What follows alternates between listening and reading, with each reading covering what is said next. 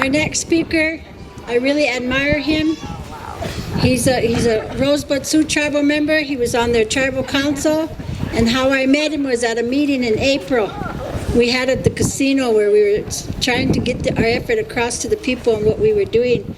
He was the main person that was really helping his tribe and other tribes fight the XL pipeline that was going to go on the edge, I think, of their reservation. And he was really adamant that they weren't going to go across Indian land. And I seen that in him. I seen the commitment, how he was really wanted to stop this, really wanted to protect his people and really protect Nchimaka. I'd like to introduce Russell Eaglebear.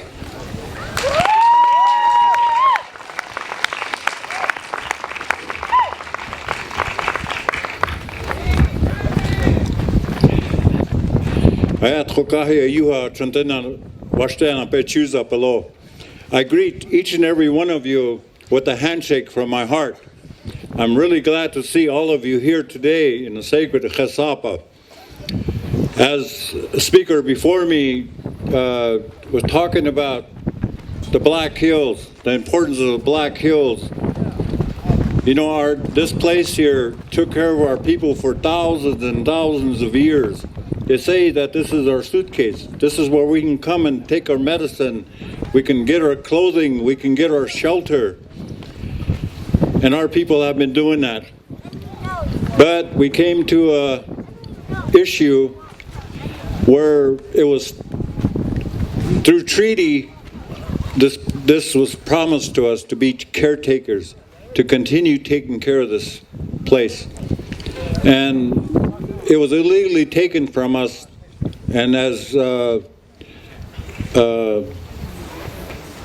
Eyes told you, you know, we're in a situation today where a group of our tribe, 4 of our tribes, pulled our resources together, and they were trying to develop condos and homes up at Preshla, the center of the Black Hills, or as we see at the Eye of the Buffalo. They were gonna auction off this land, and we countered and we made an offer. You know, our tribes are not rich, but we took a stand and said we need to protect that land from development because it's a home to our people for thousands of years, and there are ceremonies that were conducted there, and there's burials that were done there. And so all our tribes pulled our resources together. We reached out to general public, and we paid a good chunk of money to purchase almost 2,000 acres of land. And the first question that people would ask us is, why should you buy something that's already instilled in us, that we have to take care of this land? But we went out and did it. You know, we paid 3 times the amount of money for that chunk of land. But at least now we can tell our children and grandchildren that you have responsibility here in the Black Hills to take care and have guardianship over the Black Hills. So Black Hills is very important to us, and it may take several generations. If this is the route that we're going to go, maybe we'll get it inch at a time. All it takes is the President of the United States to say, hey, you Lakota, we're going to give you all the federal lands back so you can maintain it now. That's all it takes.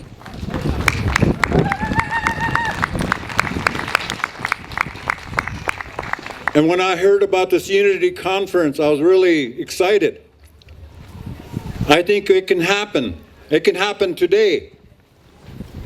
Now is the time to stand up, voice our concerns to the federal government. Honor your treaties, live by your treaties. Do something positive. So I'm really glad to be here.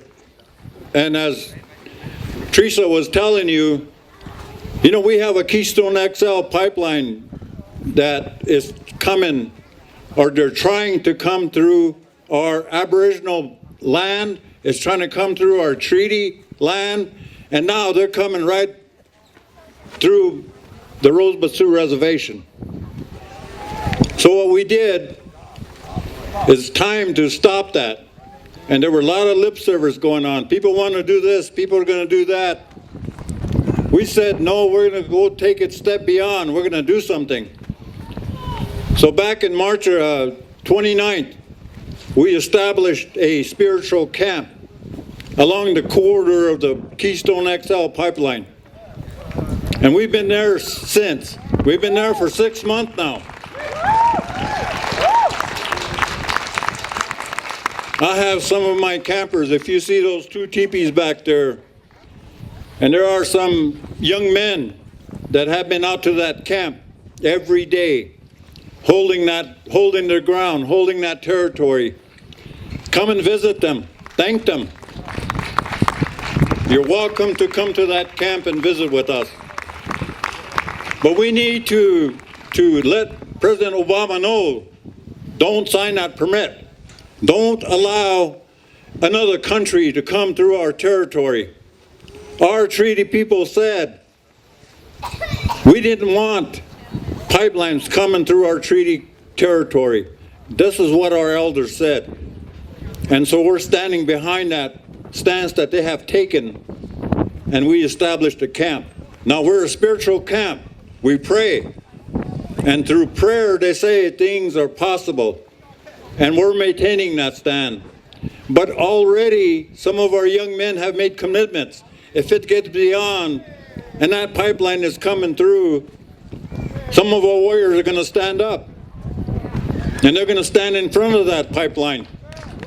And they're willing to give up their lives. And that's how far we're going to take it. So it's been a long struggle. And it does take money. You know, we're forever asking for money to maintain our camp, maintain our stance. Now we have allies. We have the Indian Cowboy Alliance. We're teaming up with Nebraska, the South Dakota Rural Action, and all the Oceti-Sakowin, the 7 council fires. We want to be able to bring them together and stand as one.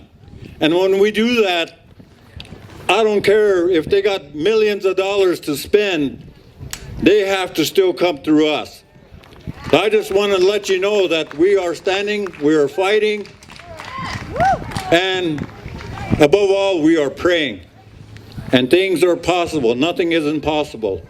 So with that, thank you for listening to me. And I have a lot to say, but I see some people behind me with all these microphones and kind of motions and notebooks, and so thank you very much. I appreciate that. Come and visit with me.